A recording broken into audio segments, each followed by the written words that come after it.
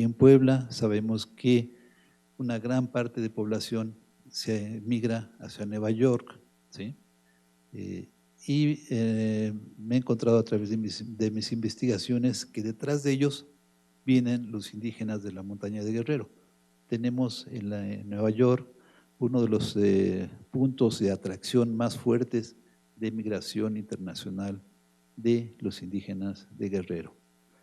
Pero este dramatismo que vemos en la mujer que se sube al carro y que deja al esposo con la niña, este dramatismo de separación de los hogares, de las familias, es un problema que desafortunadamente se sigue repitiendo en forma muy dramática en estas comunidades indígenas. Hace 5 años realizamos una investigación sobre migración en todo el país, en regiones indígenas. A mí me tocó ver en Guerrero, y bueno, hicimos unas 50 entrevistas y la constante en todas ellas era este problema, ¿sí? Este problema de la desunión familiar, de la separación, del conflicto de los padres cuando regresan, que sus hijos los dejan de ver mucho tiempo y los rechazan, de las separaciones, en fin, hay toda una problemática ahí terrible que ya está apuntada en este primer capítulo de esta película en este contexto del mezquital. En cuanto al cuento de Nuestra Señora, les comento también una cuestión anecdótica, pero que también es muy interesante porque viene al caso. ¿Recuerdan ustedes cómo la antropóloga, la estudiante estadounidense, quiere que hace su encuesta, de una forma un poco absurda, pero bueno, que hace su encuesta para ver qué ven, o sea, cómo aprecian el arte occidental los indígenas? O sea, en sí es una cosa un poco caricaturesca, ¿no? Un poco forzada. Pero bueno, pero lo que viene a resultar de eso es que finalmente los indígenas adoptan el cuadro de la Gioconda y la ponen en el altar, porque lo ven como una virgen, ¿sí? Algo parecido pasó en la región de la montaña, donde yo he estado haciendo mis investigaciones.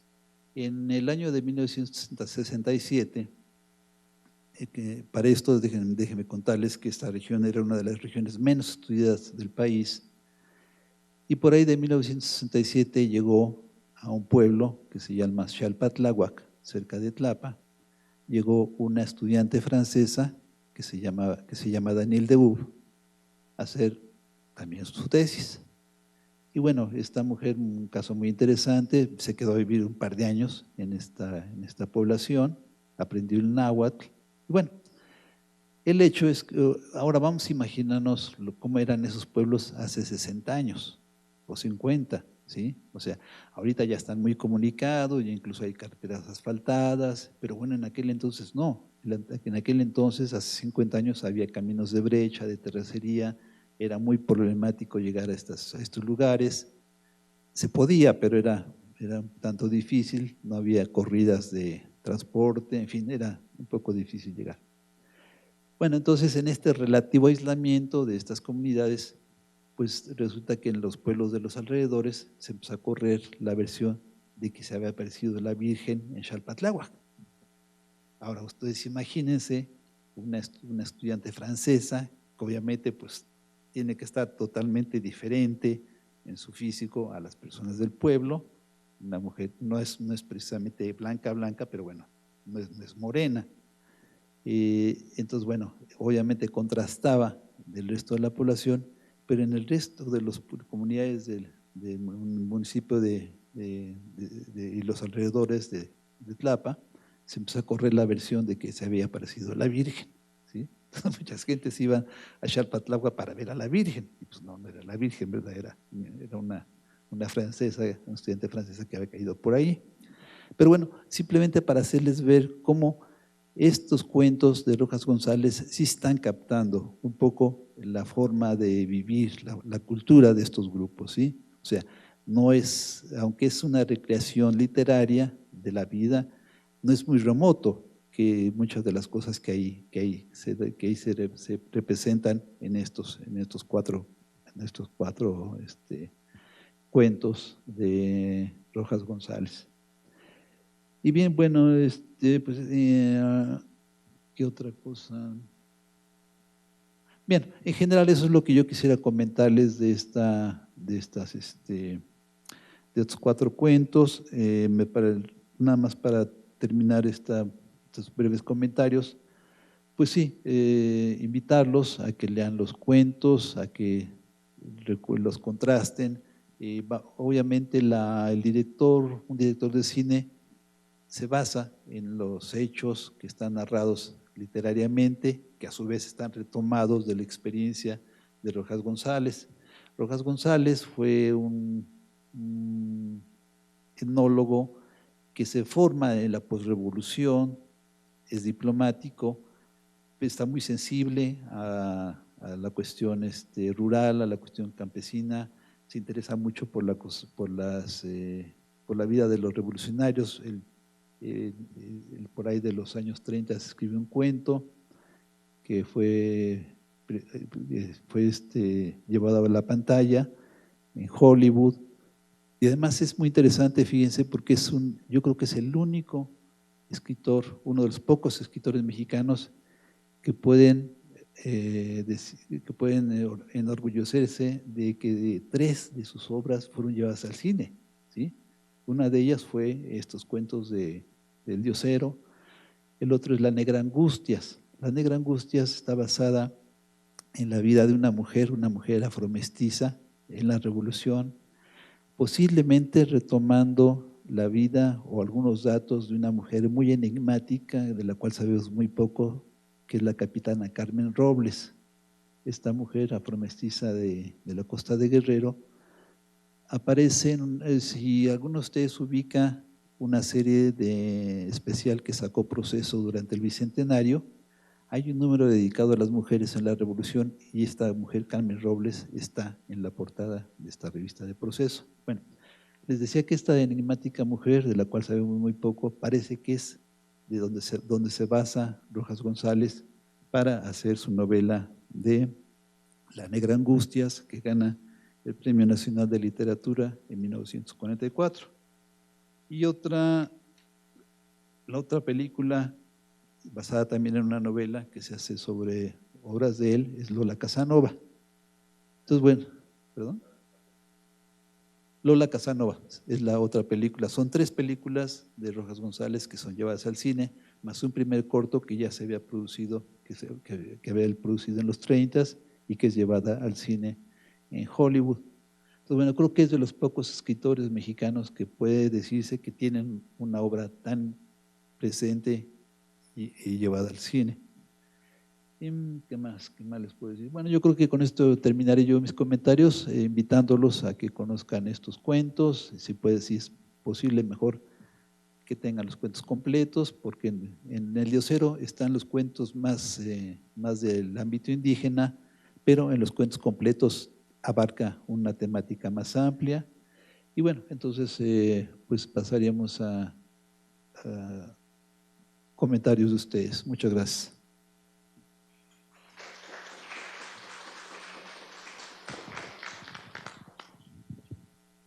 Bueno, buenas tardes, mi nombre es Alexis y trabajo como traductor.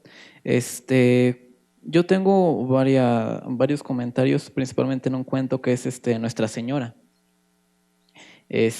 Pues ahorita lo que estaba comentando sobre la antropóloga, pues yo digo que pues a mi parecer el escritor y el director quisieron poner a un extranjero que tiene cierta noción muy estereotipada del mexicano, sobre todo el mexicano indígena, porque no falta, me ha tocado ver, que llega un extranjero y cree que todos van a llevar un zarape.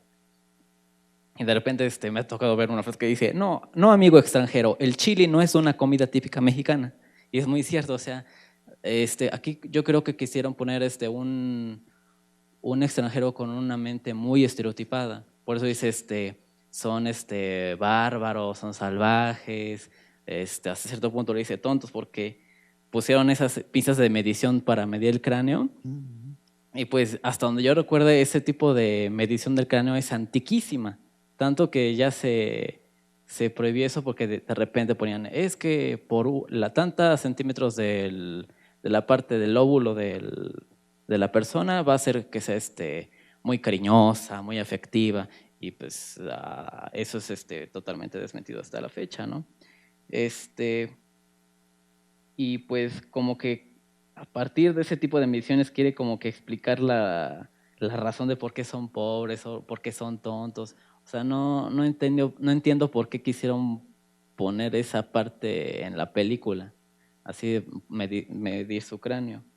Y pues también algo muy cierto que ponen es de que los doctores, por ejemplo el doctor que pusieron, tienen que ganarse su lugar dentro de la comunidad indígena, sobre todo en pueblos, porque de repente pues ahí ponen a un indígena que hace un lado a la matrona y quiere que actúe el doctor para recibir al bebé, ¿no? Y pues no siempre es así.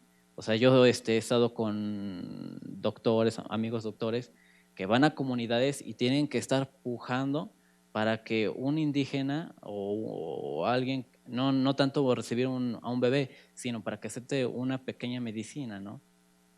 Porque no sé, no tengo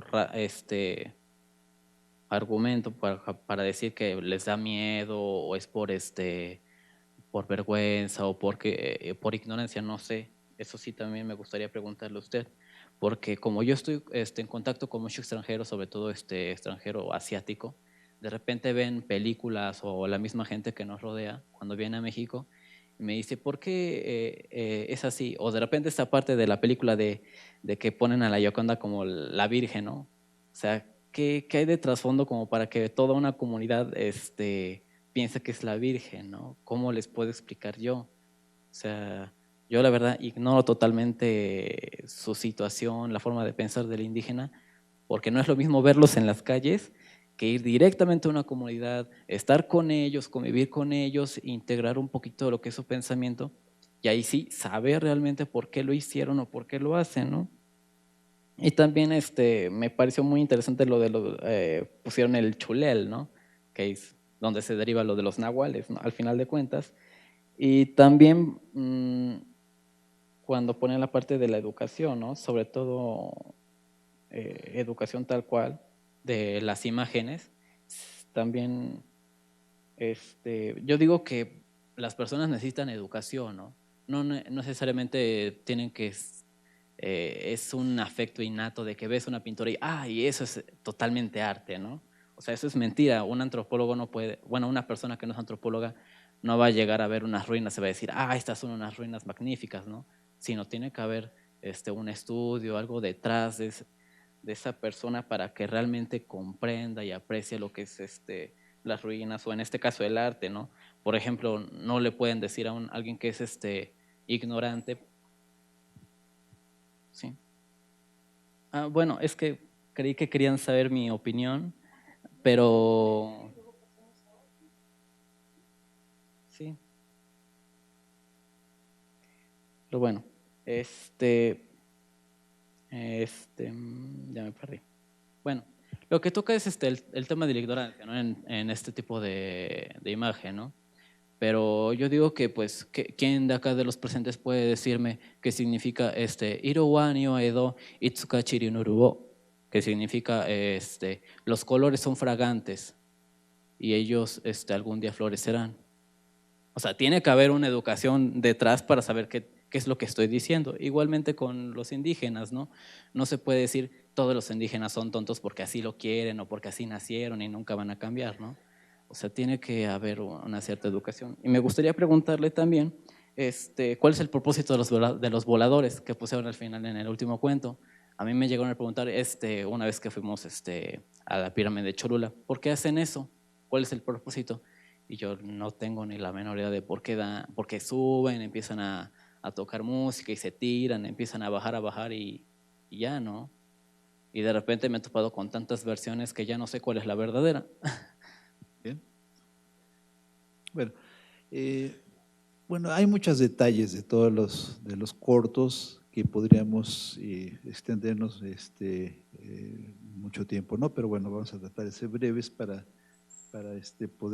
que podamos tener por lo menos una idea de qué se trata, ¿no? Bueno, ciertamente la visión que se proyecta hacia el exterior a través del cine mexicano ha sido muy fuerte, sobre todo en esta época. De hecho, nuestro cine se extendió, fue muy difundido en toda América Latina.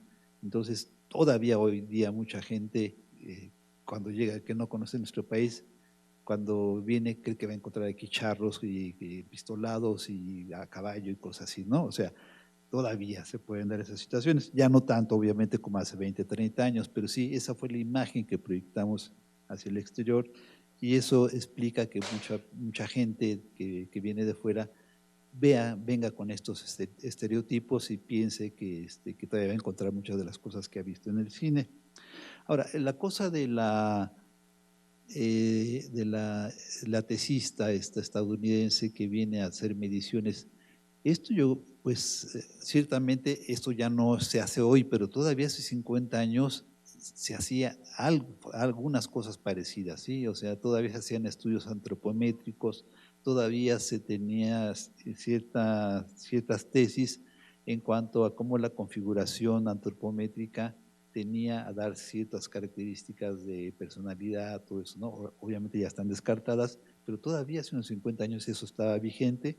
Obviamente lo de las mediciones no, sí está un poco caricaturizado ahí, pero pues a principios del siglo XIX se dieron casos muy terribles de antropólogos extranjeros que vinieron a México a hacer mediciones antropométricas, apoyándose incluso en el ejército para que los pobladores se dejaran medir.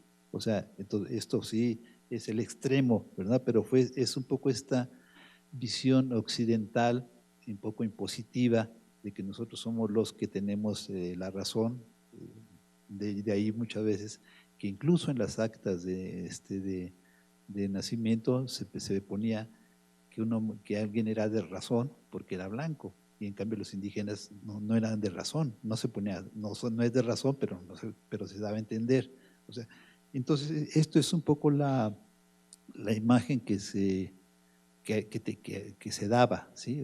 La realidad que se daba de que nosotros como civilizados teníamos que imponerles la verdad a ellos.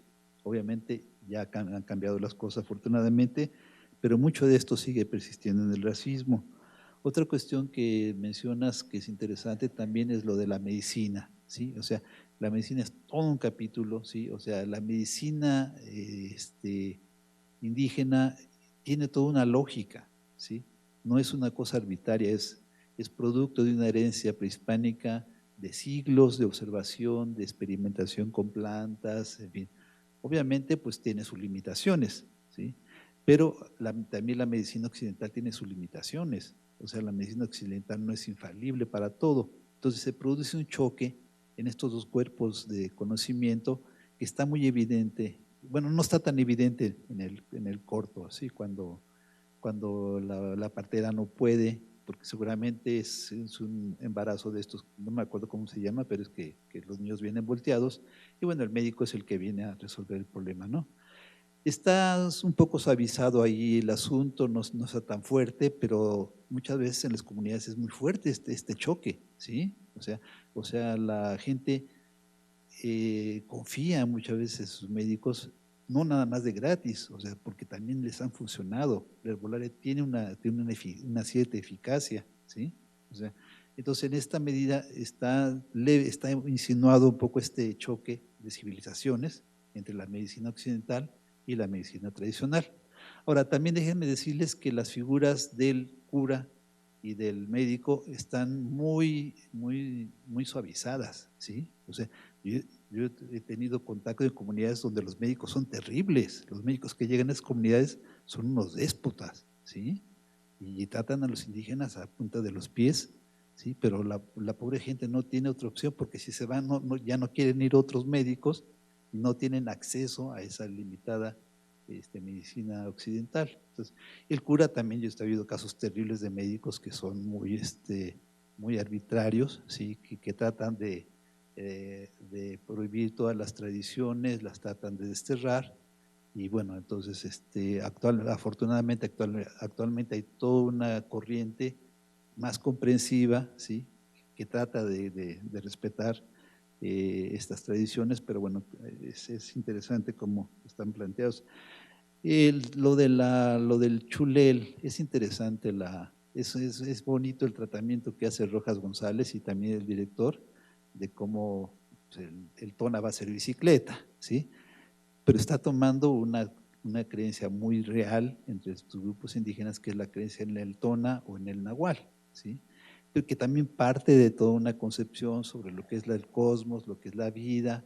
Ellos creen que cuando nace una persona hay un animal, ¿sí?, que lo va a proteger, que va a ser su pareja, que va a ser su otro yo, ¿sí? Y bueno, esto en cierta medida es un poco lo mismo que sostiene el psicoanálisis, ¿sí?, con el inconsciente, cosas así. Entonces, bueno, hay ciertas similitudes en términos de la lógica de pensamiento. Y bueno, está bien tratado, no da para mucho, pero sí es un tema también muy interesante. Y finalmente lo de los voladores. Bueno, los voladores es una danza bien, muy antigua también, la encontramos en códices, viene desde la época prehispánica y tiene un significado calendárico. Son 52 evoluciones las que hacen desde que se dejan, empiezan a desprenderse de la punta de este poste, y tienen que ser 52 vueltas las que dan los 4 voladores, porque eran el ciclo calendárico de los siglos que había entre grupos indígenas. ¿Bien? No, el calendario, calendario. Sí, sí. Ajá. Sí. Bueno. Buenas tardes, Roberto Chávez. Realmente yo vine nada más por cuestión de ampliar mi cultura. Hacen falta en Puebla lugares donde se den más cine de arte, ¿no? Cosas diferentes como lo que acabamos de ver. Yo quiero destacar 3 cosas. La claridad de los mensajes, que este es uno de los mejores promociones para generar turismo e ingresos por dólares o por moneda extranjera a México. Parece que actualmente los nuevos directores muestran lo más feo que hay de México cuando hay cosas tan hermosas como las que acabamos de ver, ¿no? Uh-huh. Y finalmente, el México rural. Entonces, esta es mi participación. Gracias. Sí, yo me uno a usted en esta medida. Reitero mi agradecimiento al Museo Amparo por haberme invitado, y creo que es muy interesante la labor que están haciendo en esta medida. Gracias, buenas tardes. Mi nombre es Claudia Bello y quería yo hacer una aportación.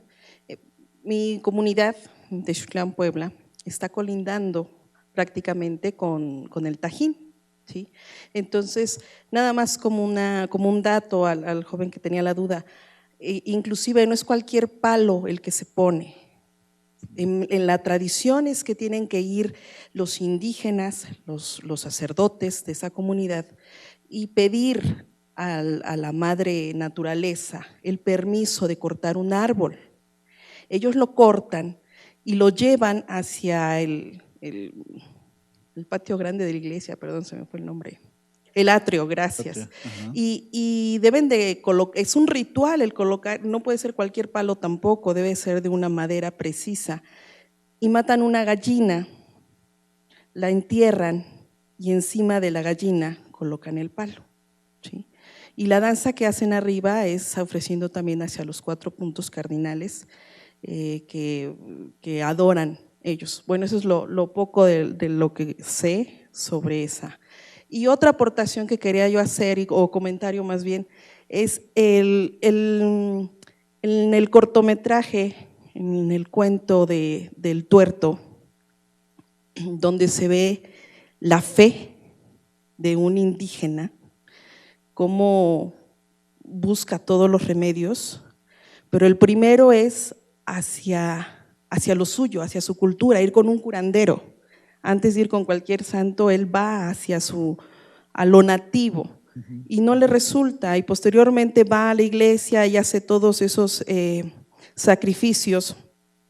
Y en verdad en mi comunidad es cierto ver toda esa gente hasta la fecha que hace colas para besar la manta, un pedacito del pie, ponerles veladoras, y se llena la iglesia en esos días bastante. Entonces, como decía usted, no es algo alejado de los años 50, 40, no, es algo que todavía hasta en la actualidad se sigue realizando y que esas culturas lo ven con un fervor, ese poder de idolatrar algo, creer en algo, que los españoles quitaron sus imágenes y colocaron las vírgenes, pues ellos los tienen muy arraigados y es con ese, que al principio no fue con ese amor, ¿verdad? Fue con una forma muy tortuosa para poder adorar a todas las vírgenes que conocemos, pero sí eso se sigue dando en muchas comunidades, esas festividades donde toda la gente de la comunidad, los alrededores,